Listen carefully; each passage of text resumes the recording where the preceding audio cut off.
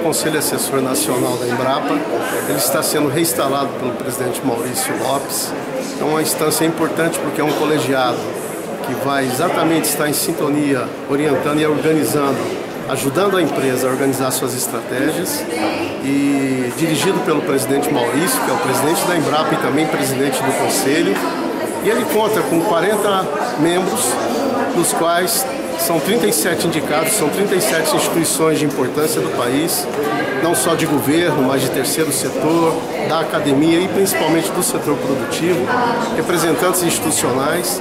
E ele tem essa missão, está realmente articulado e buscando ajudar a empresa, ajudar a Embrapa a orientar a sua visão e a sua estratégia para o desenvolvimento da agricultura no país.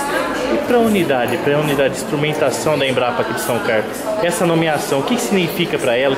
Qual a importância dela para a cidade de São Carlos? O Conselho Assessor Nacional, nós acreditamos que ele vai impactar positivamente, não só esta unidade em particular de São Carlos, mas todas as unidades, toda a constelação de unidades, serviços e braços internacionais hoje desenvolvidos pela Empresa Brasileira de Pesquisa Agropecuária Embrapa.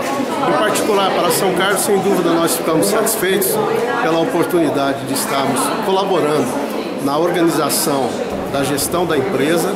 Certamente temos também outras dimensões importantes, como a própria diretoria de pesquisa, que é ocupada pelo Dr. Ladislau Martins. Temos o ex-presidente Silvio Crestana, temos as duas unidades de São Carlos, que são unidades de referência, a Embrapa Pecuária Sudeste, que inclusive hoje terá a posse do seu novo dirigente, Dr. Rui, e sem dúvida Dr. Matoso na Embrapa Experimentação.